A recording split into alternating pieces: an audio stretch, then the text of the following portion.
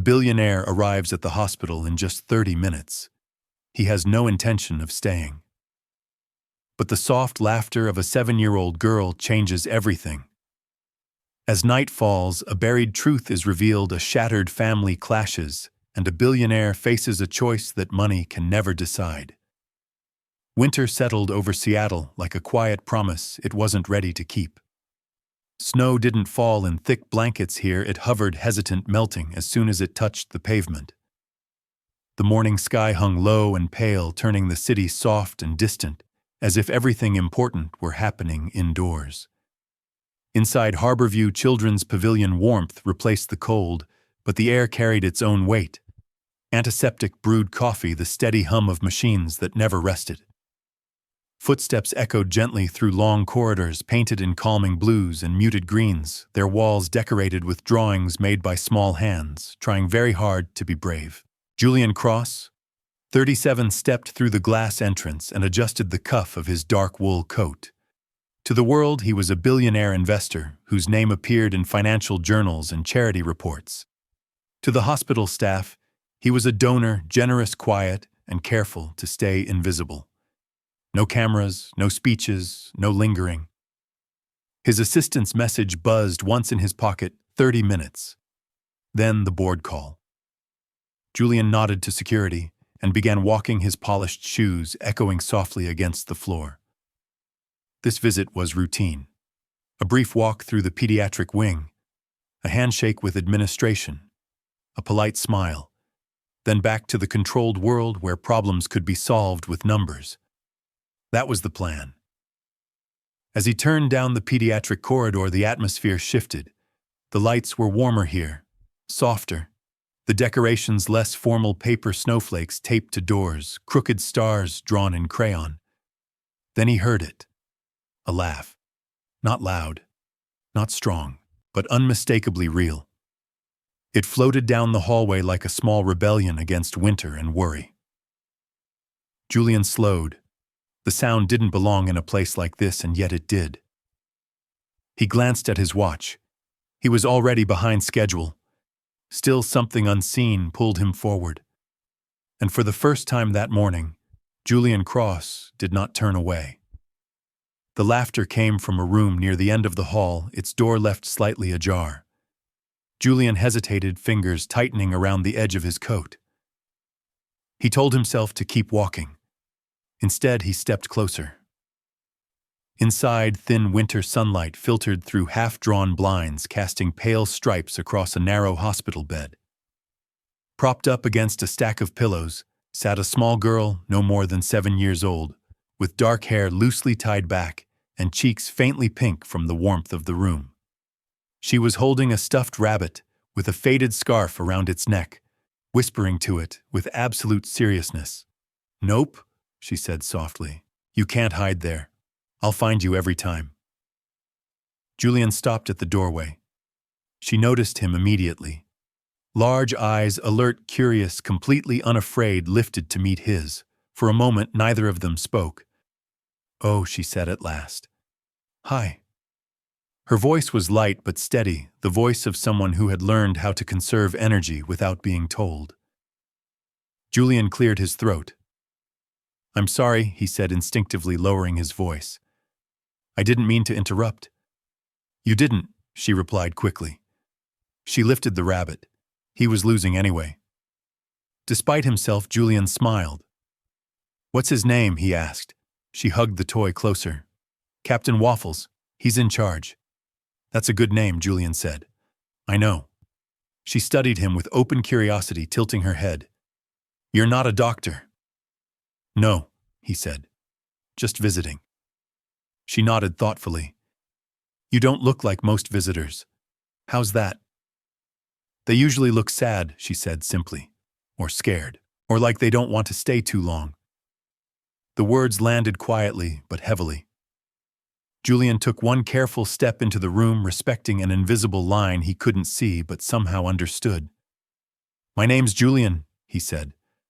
"I'm Ivy," she replied. "You can sit, I don't bite." He did. And the room somehow felt warmer. The chair beside Ivy's bed was small, clearly not meant for someone Julian's size, but he sat anyway. Snow brushed softly against the window, barely visible as it dissolved into gray. "They say you're important," Ivy said, swinging her legs carefully. "The nurses whispered when you walked by." Julian let out a quiet breath. "I'm not that important." Ivy smiled, a soft, knowing smile that didn't quite fit a 7-year-old face. "That's what important people always say." A laugh escaped him before he could stop it. The sound surprised them both. "What are you doing today?" he asked. "Waiting," Ivy said. "Mostly, and making sure Captain Waffles doesn't get bored." Julian noticed the details, then not with alarm, but with care. The thin hospital bracelet around her wrist. The way a nurse peeked in, gently smiling before moving on. Ivy wasn't alone. She was protected, watched over. "Do you get a lot of visitors?" he asked. She shrugged. "My mom comes when she can. She works a lot. And your dad," Ivy paused just for a heartbeat. "I don't have one," she said without bitterness. "I mean, I probably do. I just don't know him." Julian felt something tighten in his chest. They sat in a quiet that didn't feel awkward. Outside the room, carts rolled by. Somewhere a machine beeped steadily. "Can I ask you something?" Ivy said. "Of course." She looked at him carefully. "Do grown-ups ever get scared?" Julian answered honestly. "Yes. More than we like to admit." Ivy nodded, satisfied. "Good. That means you're not pretending." Before he could respond, footsteps approached. The door opened wider. A woman stepped inside, and the air in the room changed instantly. Julian stood. The past had just walked in. The woman who stepped into the room carried winter in with her. Cold clung to the edges of her coat, snow melting into dark spots along the hem. She held a thin folder against her chest and a paper cup of coffee in one hand. She had clearly not expected to see anyone else there, especially not Julian Cross. She froze. For a suspended second, the room felt off balance, as if the floor itself had shifted. Julian rose from the chair slowly, every movement deliberate. His heartbeat thundered in his ears. "Maren," he said. Her name sounded fragile in the space between them. "Julian," she replied just as quietly. Time had changed her, but not erased her. Her hair was pulled back, simply a few silver threads woven through dark brown. Her face was thinner, more serious, shaped by responsibility rather than regret. Her eyes, though, those were the same eyes he remembered. Sharp, observant, guarded. Ivy looked from one adult to the other, instantly aware that something important had entered the room. "Oh," she said carefully. "You know each other." Julian swallowed. "A long time ago." Maren nodded once. "A very long time." No anger flared. No accusations followed. Only silence, thick, complicated silence, filled the room. Ivy hugged Captain Waffles closer, her small fingers tightening around the worn fabric.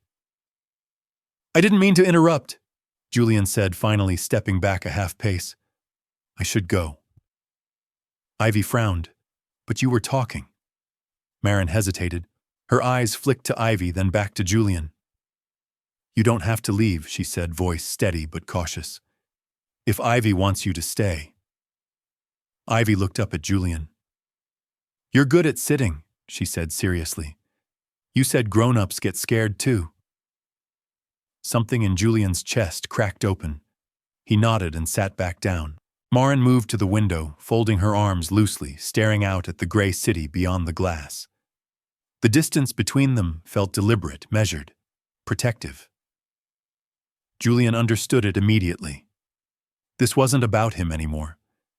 This was about a 7-year-old girl in a hospital bed who deserved calm, not conflict. Safety, not explanations she wasn't ready to hear. What was supposed to be a brief, controlled visit had quietly transformed into something else entirely. And Julian knew, without understanding, why that walking away now would cost him far more than staying. A nurse appeared at the doorway a few minutes later, offering a gentle smile. "Maren Ivy's next check is in about an hour." Thank you, Maren replied immediately, slipping back into the calm role she wore so well. She turned to Julian. Can we talk outside? Julian stood at once. Of course. They stepped into the hallway, the door closing softly behind them.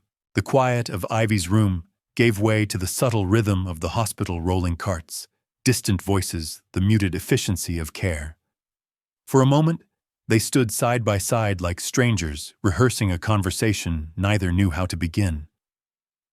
I didn't know, Julian said finally, about any of this. Maren's jaw tightened, not in anger but restraint. No, you didn't.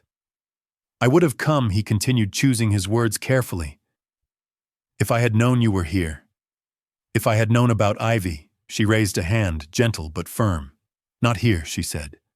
Not like this. They walked together down the corridor until they reached a quiet alcove near a window. Outside, winter traffic crawled along wet streets, indifferent to the lives unfolding inside. She's 7, Maren said suddenly. She loves drawing animals that don't exist, hates socks, thinks snowflakes are different because they choose to be. Julian closed his eyes briefly. Each detail felt like a gift, undeserved but precious. She's incredible, he said. Maren nodded, pride softening her expression. She is. There was a pause. I heard you're married, Julian said carefully. Maren shook her head. No, the answer surprised him. I was, she added, for a while.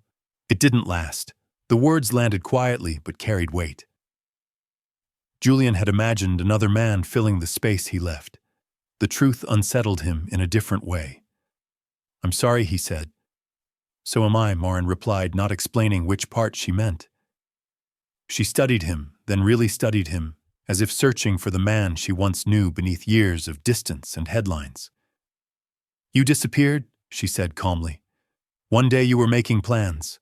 The next, you were gone.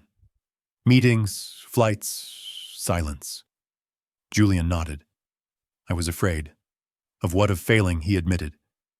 At the one thing money couldn't fix. Maren looked away, snowlight reflecting in her eyes. And so you chose certainty. Yes, the silence returned, but heavier now, filled with everything they had never said.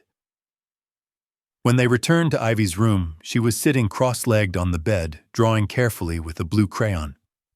Captain Waffles supervised from her lap. You took a long time, Ivy observed. Julian smiled faintly. We were practicing quiet talking. That's good, Ivy said seriously. Quiet talking is important here. Maren relaxed just a little at that. She moved closer to the bed, brushing Ivy's hair back with a gentle hand. Ivy leaned into the touch without thinking. Julian watched the interaction closely. There was no neglect here, no absence of care. Just a mother balancing too many responsibilities with grace and exhaustion. What are you drawing? He asked. Ivy held up the page. 3 stick figures stood under falling snow. 1 was small, 2 were tall. That's Mom, Ivy said, pointing. That's me. And that one's someone nice. Julian felt his throat tighten. He looks lucky. Ivy nodded. He is. He gets to stay warm. Maren met Julian's eyes for a brief second. Something unspoken passed between them. A nurse peeked in, checking Ivy's line with practiced gentleness. Ivy chatted casually, unbothered, safe in the routine. When the nurse left, Ivy turned serious again. Julian, yes. Are you coming back tomorrow? The question was simple. No pressure, no pleading. Julian didn't answer right away. He glanced at Maren, not asking permission but acknowledging reality. If that's okay, he said carefully, I'd like to. Maren hesitated, then nodded. That would be okay. Ivy smiled, satisfied. Good. Captain Waffles doesn't like goodbyes. Julian stood to leave a few minutes later. Ivy reached out and took his hand, small, warm, steady. Don't forget, she said. You said being scared means you're real. Julian squeezed her hand gently. Then I'm very real. Walking back into the winter air moments later, Julian paused on the hospital steps. Snow drifted lazily, melting as it landed. For the first time in years, success felt small, and staying felt terrifying and necessary. Julian Cross returned to Harborview Children's Pavilion the next morning without an appointment. There was no assistant walking behind him, no phone pressed to his ear. He parked his own car, adjusted his scarf against the cold, and let the automatic doors slide open in front of him. The familiar mix of antiseptic and coffee greeted him again, but this time it felt different. This wasn't a courtesy visit. This was a decision. Snow clung to the edges of the sidewalk outside, thin and stubborn. Inside, the pediatric wing glowed warmly, paper snowflakes still taped crookedly to the walls. Ivy was awake when Julian reached her room. She was sitting upright, wrapped in a soft blanket, carefully lining up colored pencils by shade. She looked up and froze. "You came back," she said. It wasn't excitement. Not yet. It was a test. "I told you I would," Julian replied. Ivy watched him for a long second, then nodded once satisfied. "Okay." Maren stood near the sink, washing her hands. She glanced over her shoulder when she saw him, surprise flickering across her face before she masked it. "You didn't have to," she said quietly. "I know," Julian replied. "I wanted to." Ivy held up a drawing. 3 figures stood under falling snow, one small, 2 tall. "That's me," Ivy said. "That's Mom, and that one's you." Julian swallowed. "You drew me already." "You said you might come back," Ivy replied. "So I left space." The words settled heavily in his chest. Over the next hour, Julian stayed. He read aloud from a book Ivy chose, stopping often when she corrected him. He listened while she explained Captain Waffles' responsibilities in great detail. Nurses came and went, nodding politely, treating Julian as what he was now becoming, a familiar presence. Maren watched it all quietly. Not with suspicion, with caution. When it was time for Julian to leave, Ivy reached for his sleeve. "You're not disappearing again, right?" Julian knelt so they were eye level. "No," he said simply. "I'm staying." Ivy smiled, small, genuine. "Good." Outside, winter pressed cold against Julian's face. But inside him, something long frozen had begun to thaw. Julian's visits stopped being remarkable. They became routine. He learned Ivy's schedule faster than he learned market trends. Which mornings were easier? Which afternoons left her quiet and tired? When jokes worked, and when silence was better. He brought small things: a puzzle from the gift shop, a book about animals that lived in the snow, a ridiculous knit hat that made Ivy laugh even when her energy dipped. The nurses stopped raising their eyebrows. Maren noticed that first. "She's smiling more," one of them said casually, while checking Ivy's chart. Maren nodded, though her eyes followed Julian across the room. That evening, Ivy fell asleep early, Captain Waffles tucked securely under her arm. Maren and Julian sat in the small family lounge down the hall. The television was on mute, snow falling steadily on the screen during a weather forecast. Neither of them watched. "She's had a harder winter," Maren said quietly. Julian turned to her. "The doctors said the treatment was helping." "It is," she replied. "But helping doesn't mean fixing." Julian nodded. He didn't interrupt. He didn't offer solutions. He listened. "She doesn't need miracles," Maren continued. "She needs consistency." "I can do that," Julian said. Maren studied him. "Can you?" Julian didn't answer right away.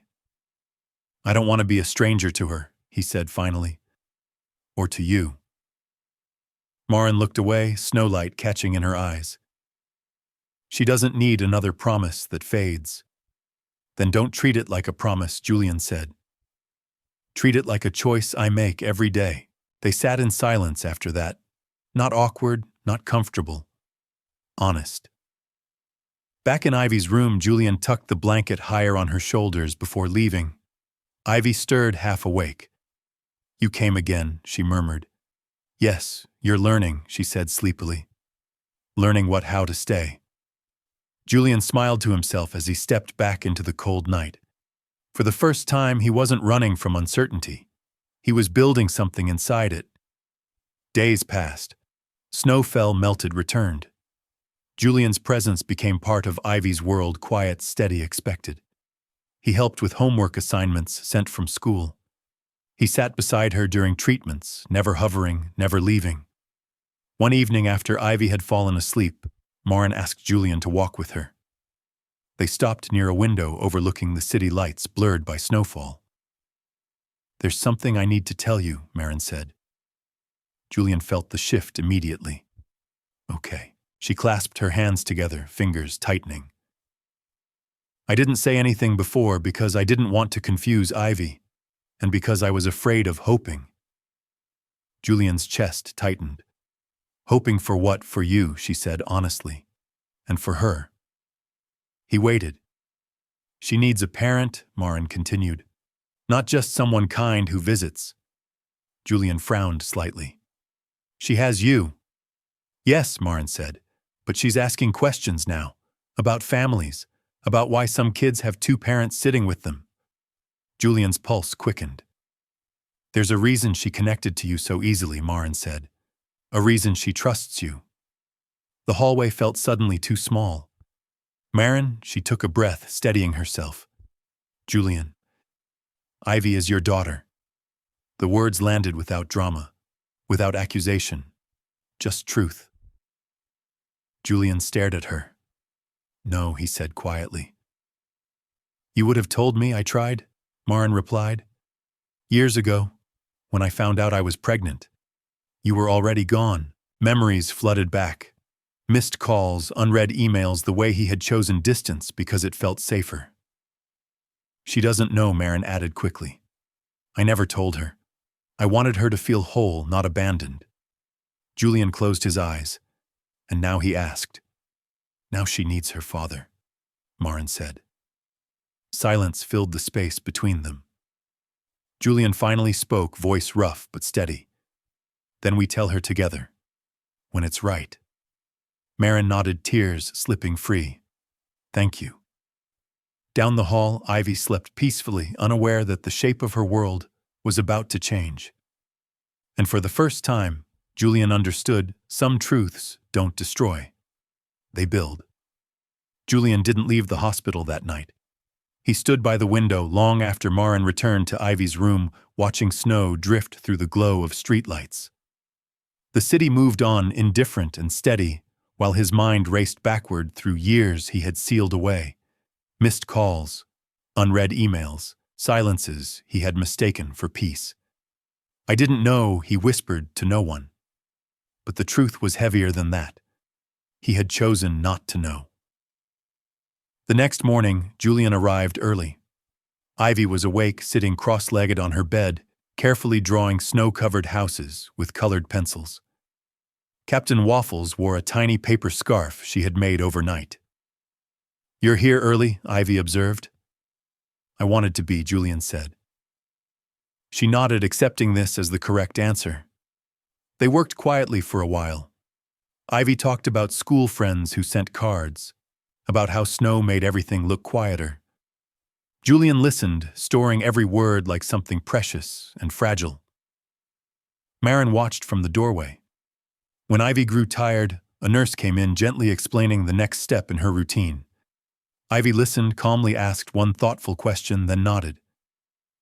Julian noticed how carefully everyone spoke to her, not hiding the truth, not overwhelming her. Respectful, protective. Later in the hallway, Julian turned to Maren. "I can't fix the past," he said, "and I won't pretend I deserve trust." Maren didn't interrupt. "But I won't disappear again," he continued. "Not from her. Not from this." Maren searched his face, not for confidence, but for consistency. "She doesn't need perfection," she said quietly. "She needs honesty." "You'll have it," Julian replied. That afternoon, Julian canceled the board call he'd delayed twice already. No explanation, no apology. For the first time, something else mattered more than momentum. When Ivy woke from her nap, she found Julian still there. "You stayed," she said, surprised. "Yes." She smiled faintly. Good. Julian felt the weight of what he had missed, but also the gravity of what still remained. And he chose it. They chose a quiet afternoon. Snow fell outside in slow, careful flakes, as if even winter understood the need for gentleness. Ivy sat between Julian and Maren on the bed, Captain Waffles resting against her side. "You both look serious," Ivy said. "Am I in trouble?" Maren smiled immediately. "Never." Julian took a slow breath. His voice stayed calm, no drama, no rush. "Ivy," he began, "remember when you told me everyone probably has a dad, even if they don't know him?" Ivy nodded. Sometimes, Julian continued, families don't find each other right away. Not because they don't care, but because life gets complicated. Ivy frowned slightly. "Is this one of those grown-up explanations?" Maren chuckled softly. "A little, but it's an honest one." Julian met Ivy's eyes. "I'm your dad." The room stayed quiet. Ivy blinked once, then again. "Like, actually?" she asked. "Yes," Julian said. "I didn't know before. And I'm sorry about that. But I know now." Ivy studied his face carefully, searching not for fear, but for truth. "Does that mean you're staying?" she asked. "Yes," Julian answered without hesitation. "It does." Ivy leaned back against the pillows, thinking. Captain Waffles tipped sideways. "Okay," she said at last. "That makes sense." Maren let out a breath she'd been holding for years. Ivy looked between them. "So, do I call you Dad?" Julian smiled gently. "Only if you want to," she considered, then nodded once. "I think I do." Julian felt something inside him settle into place. Ivy reached for his hand, not desperate, not afraid, just certain. "I'm glad you came back," she said. "So am I," Julian replied. Outside the window, snow continued to fall, quiet, steady, unremarkable. Inside the room, a family began to take shape. Julian moved into a small, furnished apartment 3 blocks from the hospital. No press release, no announcement. Just a key, a quiet space, and a calendar that suddenly revolved around one small person's needs. He learned the names of Ivy's nurses, memorized medication schedules, sat through consultations not as a billionaire searching for leverage, but as a father asking questions and listening to answers that didn't offer guarantees. Dr. Sloan Mercer spoke plainly. "We're managing Ivy's condition carefully. The goal is comfort, strength, and quality of life." Julian nodded. "Tell me what helps her feel like a kid." That question changed everything. Adjustments were made thoughtfully. Breaks were added. Choices were given. Ivy gained small freedoms, deciding when to draw, when to rest, when to listen to music. She smiled more. She slept better. Maren noticed. One evening after Ivy fell asleep, Maren and Julian sat in the apartment's small living room. Snow tapped softly against the windows. "She trusts you," Maren said. Julian didn't boast. "I'm earning it." Maren nodded. "That's all I ever wanted." In Ivy's room, Julian tucked the blanket higher around her shoulders. She stirred slightly. "Dad," she murmured. "Yes, you didn't leave." Julian smiled, brushing a curl from her forehead. "I'm not going anywhere." Ivy drifted back to sleep, peaceful. Julian stood there for a long moment, listening to her steady breathing. This wasn't rescue in the dramatic sense. There were no miracles. It's simply about presence choice and a love that lasts. And for the first time in his life, Julian knew this was enough. Julian's life reorganized itself quietly, not through announcements or dramatic gestures, but through repetition. Morning visits, afternoon check-ins, evenings spent reading beside a small hospital bed while snow brushed softly against the windows. He learned Ivy's world in details. Which socks she refused to wear because the seams felt loud. Which songs made her sleepy.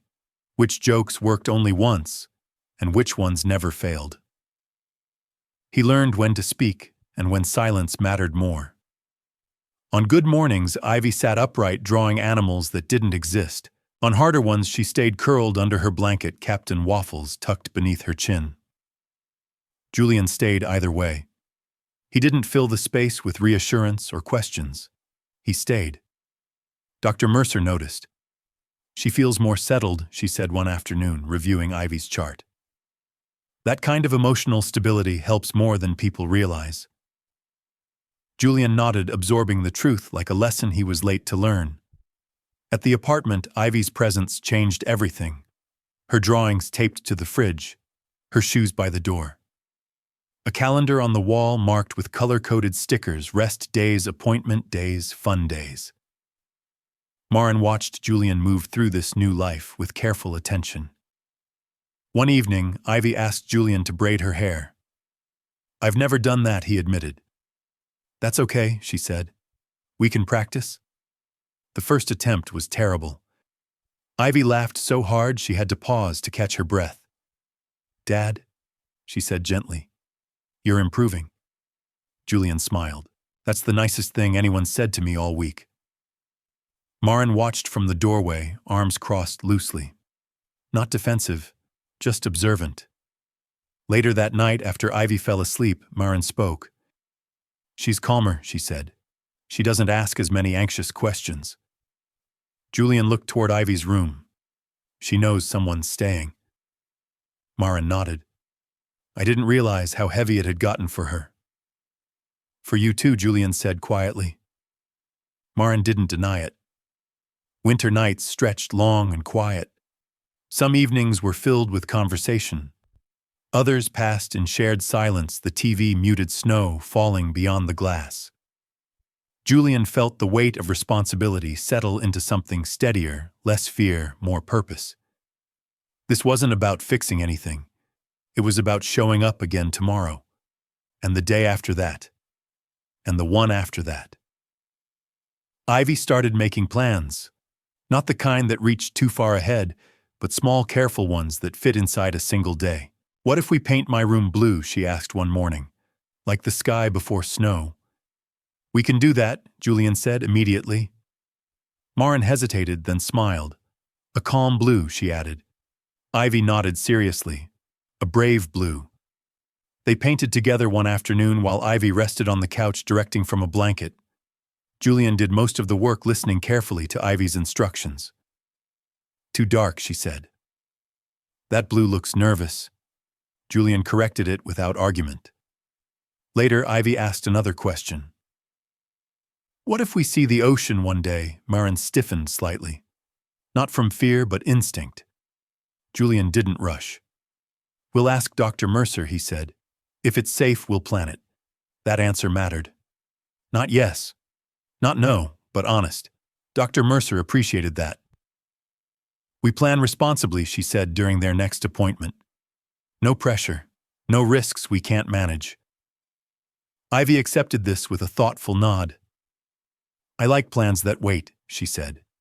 "They don't break as easily." Julian felt that sentence settle deep inside him. At night, Ivy asked questions about Julian's work. "Do you still do the money thing?" she asked. "Yes," Julian replied, "but not like before." "What's different?" "I leave when I need to," he said, "and I come back." Ivy considered this. "That's better." Maren watched Julian take calls quietly from the kitchen, lowering his voice, ending conversations early when Ivy stirred. No one complained. No deals collapsed. What did change was Julian. He stopped measuring success in outcomes. He measured it in presence. One evening, Ivy brought Julian a drawing. 3 figures stood under a wide winter sky. Snow fell gently around them. "That's our family," Ivy said. Julian studied it carefully. "It looks warm." "It is," Ivy replied, "because nobody's leaving." Maren felt her throat tighten. She hadn't realized how much she'd been holding her breath. Winter pressed on outside, cold, quiet, relentless. Inside the apartment, something steadier grew. Hope carefully measured. The question came on a night when the snow fell softly without wind. Ivy lay in bed, eyes open, watching shadows move across the ceiling. Julian sat nearby, reading quietly. Maren folded laundry in the next room, listening without hovering. "Dad," Ivy said. Julian set the book aside immediately. "I'm here. Am I going to be like this forever?" she asked. The room went still, not frozen, not panicked, just honest. Julian took a breath. "I don't know exactly," he said, "but I know we'll keep taking care of you every day." Ivy turned her head slightly. "Some kids get better faster." "Yes," Julian agreed, "and some take longer." "Am I doing something wrong?" Julian's chest tightened. "No. You're doing everything right." Maren stepped closer, sitting on the edge of the bed. She placed a gentle hand over Ivy's. "You didn't cause this," Maren said softly. "And you're not alone in it." Ivy absorbed that carefully. "Okay," she said after a moment. "Can I still be a kid?" Julian smiled, though his eyes burned, always. Ivy nodded, satisfied. "Then I want pancakes tomorrow," with the funny face. Julian laughed quietly. "Deal." Ivy closed her eyes, calm, returning to her breathing. Julian stayed beside her long after she fell asleep, listening to the steady rhythm of her breath. Maren stood behind him. "You handled that well," she whispered. Julian shook his head. "I just told the truth." "That's enough," Maren said. They stood there together, not holding hands, not distant, just present. Winter continued outside, indifferent. Inside, a family chose honesty over fear, and for Ivy that made all the difference. Winter deepened, but it no longer felt endless. Ivy transitioned gradually from long hospital stays to a carefully managed routine between home and the pediatric unit. Daily nurse visits were scheduled with precision, medications were logged, check-ins were frequent but calm. Everything about Ivy's care was designed to protect her sense of normalcy. The apartment began to feel less temporary. Drawings filled the refrigerator. A soft rug appeared in the living room so Ivy could sit and color without getting cold.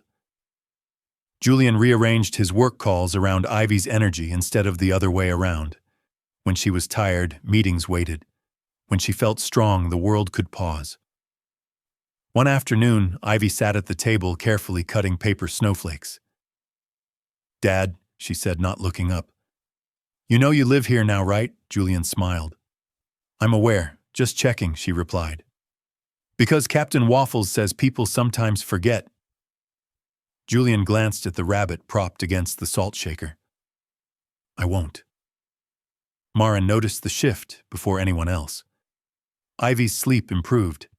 She asked fewer anxious questions. She laughed more easily even on days when her body asked for rest.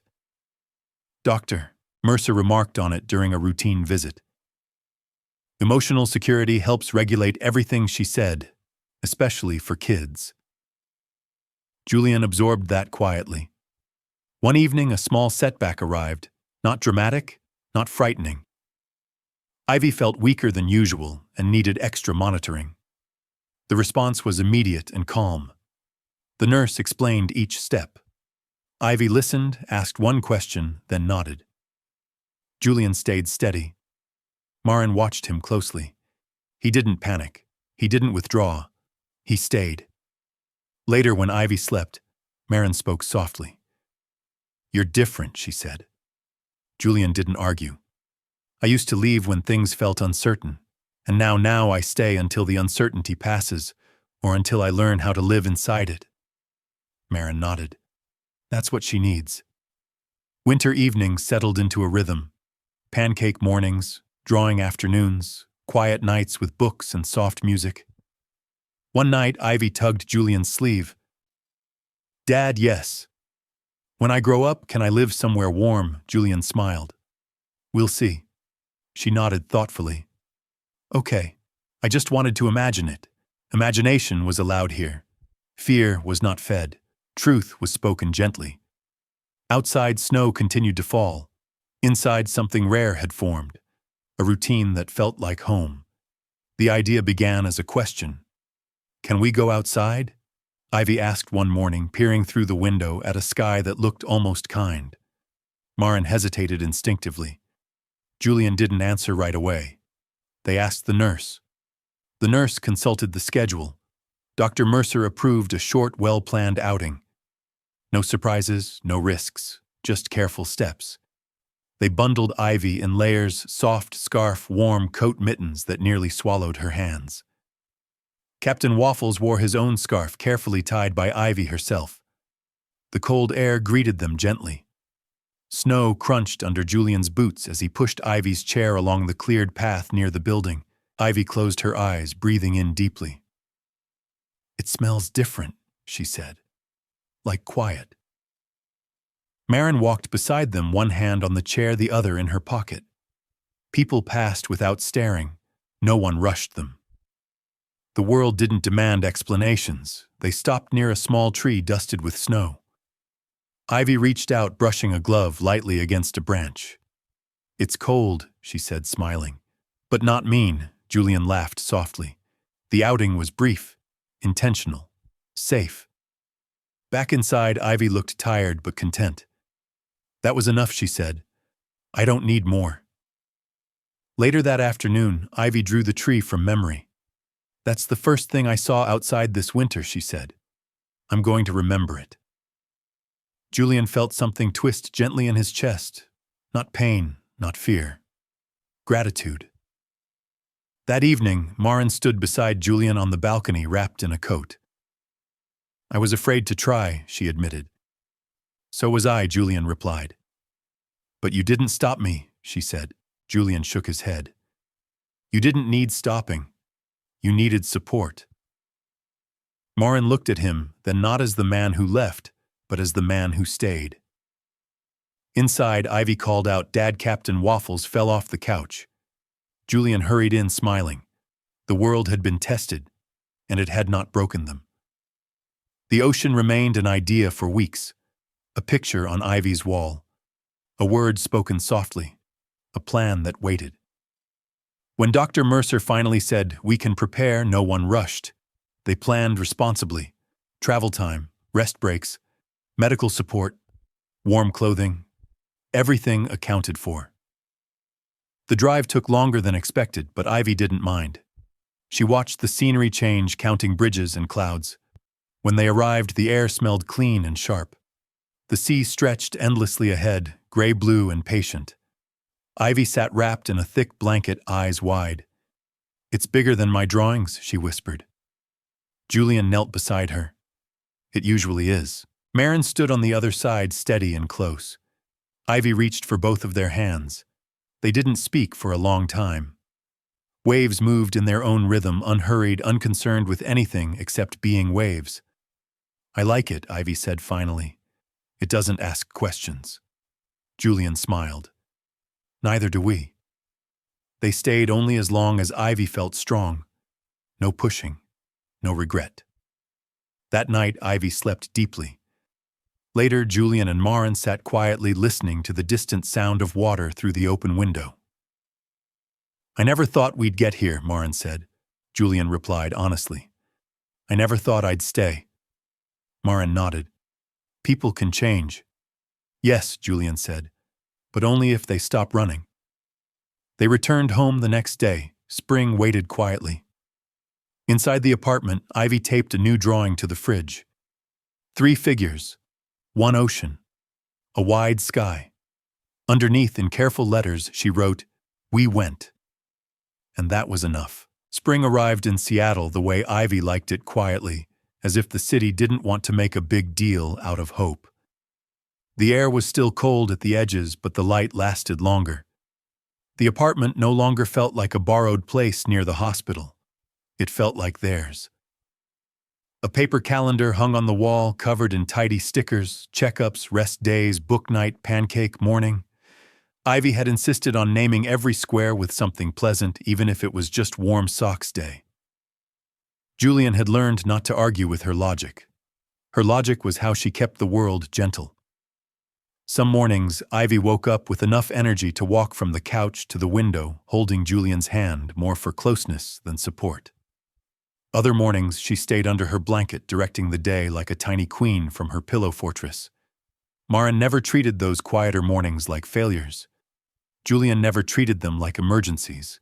They treated them like weather, something you prepare for, not something you fear. One afternoon, Dr. Mercer visited for a routine check. Ivy sat at the table drawing a new creature, a penguin with antlers and a superhero cape. Dr. Mercer, Ivy announced, "This is a winter deer penguin. It saves lost mittens." Dr. Mercer smiled. A critical job. Julian watched the doctor speak to Ivy the way adults should speak to children, without false cheer, without heavy truths, dumped like bricks. Honest, calm, respectful. Ivy listened, asked one thoughtful question about her schedule, then went back to drawing like the conversation had simply been another piece of normal life. After Dr. Mercer left, Marin exhaled slowly, rubbing her hands together as if letting tension dissolve. "You okay?" Julian asked. "I'm okay," she said. "I'm just not used to days that don't feel like I'm bracing for impact." Julian nodded. "Me neither." That night, rain returned, not hard, just steady. Ivy insisted they do couch camping. Julian laid out blankets on the living room floor. Marin made warm cocoa. Captain Waffles sat in the center like the official mascot of comfort. Ivy turned it into a game. Everyone had to say one thing they were grateful for before the cocoa could be served. Marin went first, voice soft. "I'm grateful for a day that didn't feel impossible." Ivy nodded seriously. "Valid." Julian looked at Ivy. "I'm grateful you let me come back." Ivy sipped her cocoa like an expert and shrugged. "You did the coming back part. I just didn't slam the door." Marin laughed, surprised at herself. It wasn't loud. It was real. Later, when Ivy started to drift toward sleep, she asked for a story.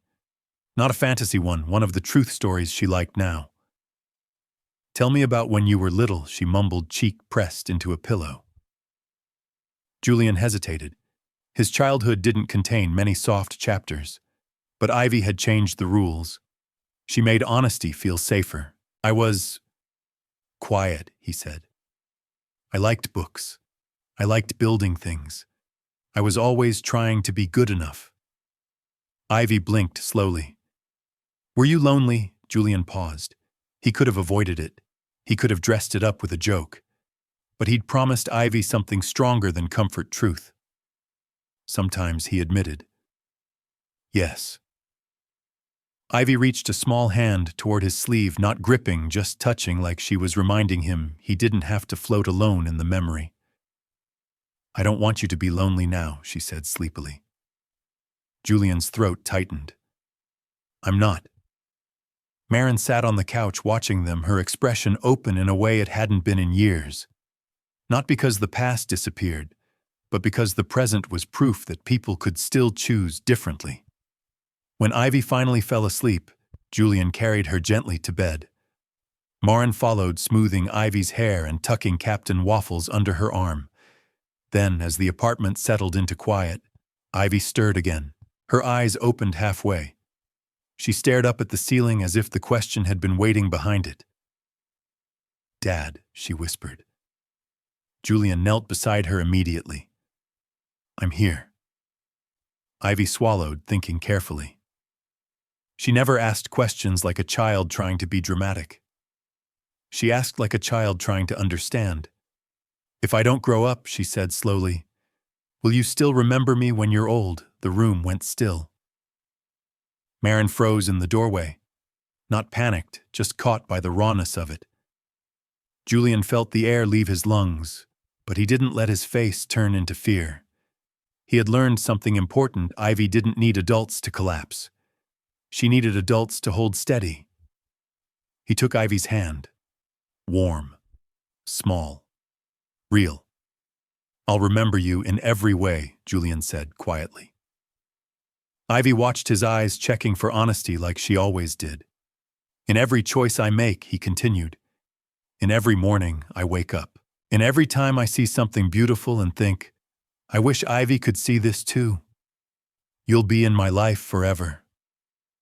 Marin stepped closer, tears slipping silently down her cheeks. Ivy noticed her eyes widening. "Mom," Ivy asked softly, Maren sat on the edge of the bed and placed her hand over Ivy's. "You changed me," she whispered. "You changed us. Forever." Ivy seemed to consider that. Then she let out a small breath, as if something heavy had been put down. "Okay," she said, satisfied. "Then I don't have to worry." Julian pressed a gentle kiss to her forehead. "You don't." Ivy closed her eyes again. Her breathing steadied.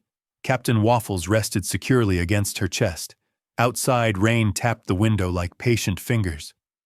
Inside, two adults stood beside a small bed, not fixing the world, just keeping it safe. In the living room later, Maren and Julian sat in silence for a long time. The kind of silence that wasn't empty. The kind that was full of choices. Maren spoke, first voice thin. "I didn't think I could trust you again." Julian didn't argue. "I know. And now I do," she admitted. "Not because you're rich. Not because you can bring doctors, but because you stay when it's hard." Julian looked down at his hands. "I used to think staying would break me." Maren shook her head. "It's making you." Julian swallowed, emotion tightening his voice. "I'm scared." Maren nodded. "Me too." They didn't make promises about the future in big dramatic words. They didn't say always like it was easy. They simply agreed quietly, clearly, on what mattered. Tomorrow they would still show up. And for Ivy, that was the definition of forever. By late spring, Seattle's skies softened. The days brightened, the air warmed, and the city's gray moods began to loosen their grip. Ivy noticed first. "Look," she said one morning, pointing out the window. "The sky is trying again." Julian smiled. "It is." Maren stood behind Ivy, arms loosely around her shoulders. She didn't correct the statement. She didn't warn Ivy not to hope too much. She simply let the moment exist. That was their new rule. Not denial. Not fear. Just presence. Dr. Mercer remained careful with language, honest, without being harsh, hopeful without over-promising. Ivy's care plans stayed steady, built around comfort and consistency. Some weeks were easier, some required extra rest. But the panic that used to sit in the corners of every day was gone.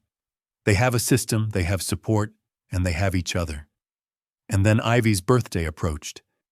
"Do we have to do a party?" Ivy asked, suspicious. Julian pretended to think hard. "It might be illegal not to celebrate you." Ivy narrowed her eyes. "That sounds fake." Maren laughed. "It does." Ivy considered. "Okay, but small. No singing too loud. And Captain Waffles needs his own candle." Julian nodded solemnly. Non-negotiable. They kept it gentle, safe, calm, meaningful. A few people from Ivy's care team stopped by briefly. Dr. Mercer brought a simple card with a tiny drawing of a mitten on it. One nurse taped a paper crown to Captain Waffles' head. Ivy beamed like she'd been given a castle. The cake was homemade, slightly lopsided because Julian insisted on baking it himself. It leaned a little to the left, as if it had personality. Maren looked at it then, at Julian. "You did your best." Julian nodded. "It was brave." Ivy laughed. "It's nervous." They placed the cake on the table. Ivy sat between them. The room smelled like warm sugar and cocoa. Outside, sunlight spilled through the window in soft stripes. Maren lit the candles carefully. Ivy stared at the flames with a seriousness that made Julian's throat tighten. "Make a wish," Maren said. Ivy closed her eyes, small face scrunched in concentration. For a moment, the apartment went silent, as if even the world was waiting.